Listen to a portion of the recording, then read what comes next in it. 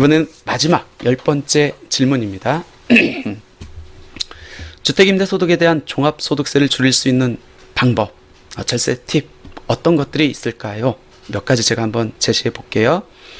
이익에 대해서 세금을 내는 거기 때문에 어떤 걸 최대한 입증하면 되는 거죠? 필요경비. 그래야 이익이 줄잖아요. 근데 주택임대소득이라는 사업 특성상 필요경비가 제한적이죠. 주택임대소득과 관련된 업무 관련성 있는 필요경비는 다 들어갈 수 있습니다. 근데 대표적인 게 재산세, 종부세, 수리비, 중개수수료, 이자비용, 감가상각비입니다. 이 중에서 실무적으로 가장 많이 들어가는 게 아마 종합부동산세, 수리비, 이자비용이지 않을까 생각됩니다. 그러면 특히 종합부동산세 반영할 때 여러분들이 고려해야 될 게 뭐냐면, 내가 주택을 5채 갖고 있어. 종합부동산세 어떻게 과세되죠? 이 5채를 다 합해서 계산됩니다. 그럼 종합부동산세가 예를 들어서 500만 원이 나왔어.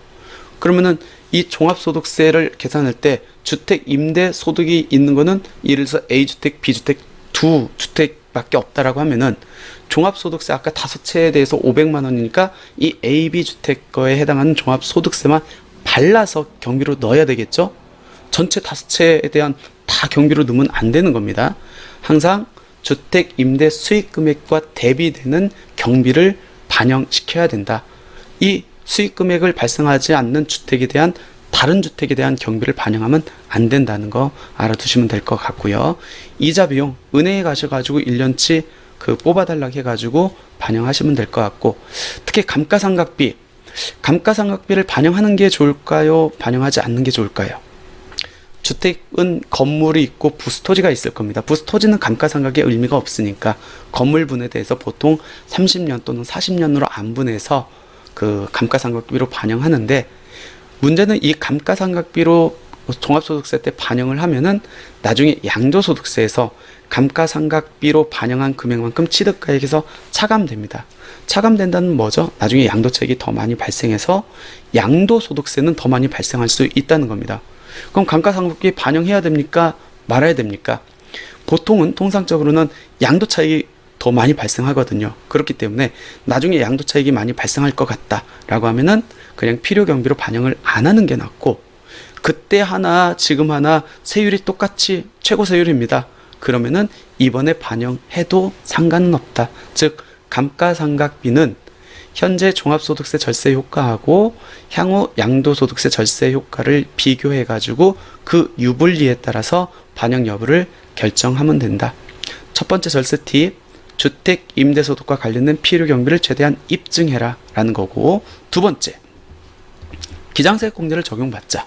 무슨 얘기냐면, 우리가 장부를 실제 입증된 필요경비를 반영해서 신고하는 거를 이제 장부를 작성해서 신고한다고 하는데, 그 장부를 작성해서 신고하는 대상자를 두 가지로 이렇게 구분합니다. 첫 번째는 간편장부 대상자, 두 번째는 복식부기 의무자. 근데 간편장부 대상자는 뭐냐면 간편하게 장부를 작성해서 신고하는 거예요. 나 1년 동안 주택 임대 수익 금액 얼마, 거기에 반영되는 필요경비 얼마, 이익 얼마고 여기에 대해서 세금 내겠습니다. 이렇게 간편한 장부를 꾸며가지고 신고하는 대상자. 근데 그 대상자가 복식부기, 차변 대변 해가지고 복식부기로 회계 처리를 해가지고 신고를 하면은 국세청 입장에서는 간단하게 신고해도 되는데 정식 FM적으로 해가지고 복식부기로 신고를 했네? 잘한 거잖아요. 그렇기 때문에 혜택을 줍니다. 그 혜택을 기장세액 공제라는 겁니다. 어떤 혜택이죠? 내야 될 세금에서 100만 원을 한도로 20%를 공제해 줍니다. 그럼 무슨 얘기예요? 최대 100만 원까지 세금을 세이브 시킬 수 있다는 겁니다. 누가 적용받을 수 있죠? 간편장부 대상자가 복식부기로 신고한 경우. 그럼 간편장부 대상자 누굽니까? 직전 연도의 수익 금액이 7,500만 원 이하인 자. 아마 대부분 주택임대사업자가 여기에 해당하지 않을까 생각됩니다. 그럼 대부분은 간편장부 대상자이기 때문에 복식부기로 신고할 수 있다는 거예요. 그러면은 기장세액 공제를 적용받을 수 있다. 근데 여기에서 복식부기로 신고하려면 납세자가 신고할 수 있을까요? 현실적으로 어려워요. 그러면 세무 대리인들한테 의뢰를 해야 되는데 공짜로 안 해주겠죠? 당연히 비용 받겠죠? 그러니까 그 비용하고 기장세액 공제하고 비교를 해가지고 유리할 것 같다라고 하면은 세무 대리인들을 통해서 장부 작성, 복식부기로 신고해달라고 하고 기장세액 공제를 적용받는 게 유리할 수 있다는 겁니다. 그럼 내가 간편장부 대상자인지 복식부기 대상자인지 어떻게 확인할 수 있습니까?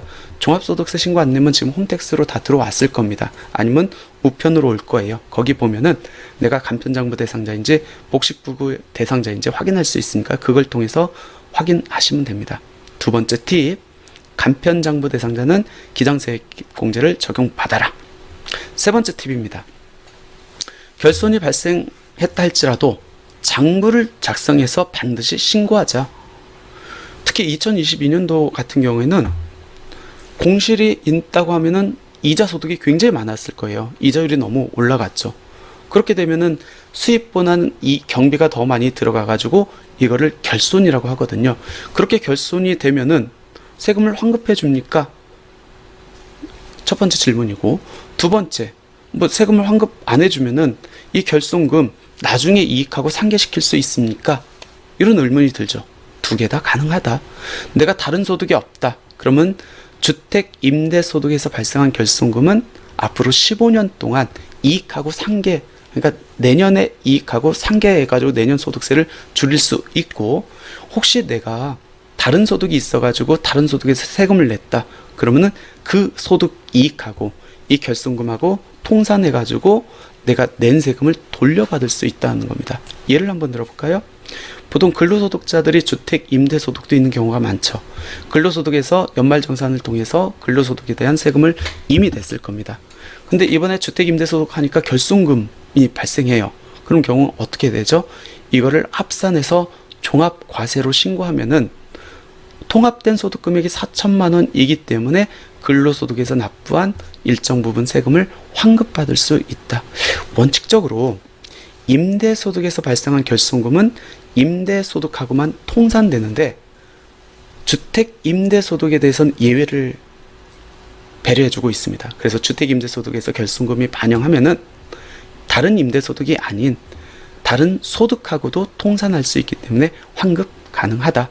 그래서 세 번째 팁, 결손이 발생했다고 하면은 그냥 나 세금 안 내도 되니까 신고 안 해야지, 그렇게 하지 말고 장부 작성을 통해 가지고 그 결손금을 입증해 놓으면은 15년 동안 공제 받을 수도 있고 다른 소득에서 세금을 냈다 하면은 환급 받을 수도 있다라는 겁니다. 네 번째 팁, 타소득이 있는 경우 세부담을 비교해서 임대료를 조절해라. 특히 근로소득자 있는 사람이 주택 임대소득도 있습니다. 그러면은 만약 분리과세로 갈 수 있다 하면은 그게 훨씬 더 유리하다는 거예요. 예를 한번 들어볼게요. 35% 세율 구간을 이미 근로소득에서 적용받고 있어. 그럼 나는 주택 임대소득 금액이 2천만 원 이하이면은 분리과세로 갈 수 있지만 2천만 원 초과되면은 이 근로소득과 합산이 돼야 됩니다. 내가 월 임대료를 160만 원 받고 있는데 이번에 20만 원 올려서 180만 원 받았습니다. 어떻게 세부담이 달라지는지 볼게요. 160만 원 12달 하면은 1920만 원입니다. 뭐죠? 분리과세로 적용받을 수 있죠. 2천 이하니까. 그러면은 근로소득하고 합산이 안 되겠네요. 그럼 근로소득 무시하고 1920만 원에 대해서 내가 지자체에 등록 안 했다고 하면은 50% 공제를 받고, 이미 근로소득 금액이 있기 때문에 200만 원 공제는 못 받겠네요. 그리고 14%를 적용하면은 134만 원을 냅니다. 근데 내가 월세를 20만 원 올렸어요. 그러면은 연 주택임대 수익 금액이 어떻게 되죠? 2160만 원. 그럼 어떻게 돼요? 나는 종합과세입니다. 무조건. 특히 근로소득이 있으면 합산해야 된다는 겁니다. 이미 35% 세율 구간을 적용받고 있어요. 그러면 2160만 원에 대해서 아무리 단순 경비율을 적용받는다 할지라도 이 금액에 대한 35%를 세금으로 내야 됩니다. 그러면 종합소득세 430만 원 나옵니다. 우리가 임대료 20만 원 올려가지고 월 임대료 얼마 증가했죠? 240만 원 증가했습니다. 세금 얼마 늘어났어요? 거의 300만 원 늘어났습니다. 임대료 올릴 필요가 있었을까요? 없었을까요? 없었죠. 차라리 임차인한테 선심 쓰고 세금을 적게 내는 게 훨씬 더 유리했겠죠. 그래서 타소득이 있는 사람들은 웬만하면은 분리과세로 가야 됩니다. 그럼 분리과세로 가려면 어떤 방법을 택해야 되겠죠? 월세보다는 전세로 가든지 반전세로 가는 게 유리하겠죠. 그래서 타소득이 있는 사람은 월세를 조절해가지고 세부담을 완화시켜라. 여기까지 해가지고 4가지 팁 말씀드렸습니다. 정리해볼까요? 어떤 팁이었죠? 필요 경비를 최대한 입증해라. 두 번째는요, 기장세액공제를 활용하자. 세 번째는요, 결손이 있었을 때 그 결손을 입증해서 공제를 받든지 환급을 받아라. 네 번째, 타소득이 있는 경우에 세부담을 비교해서 임대료를 조절해라. 예.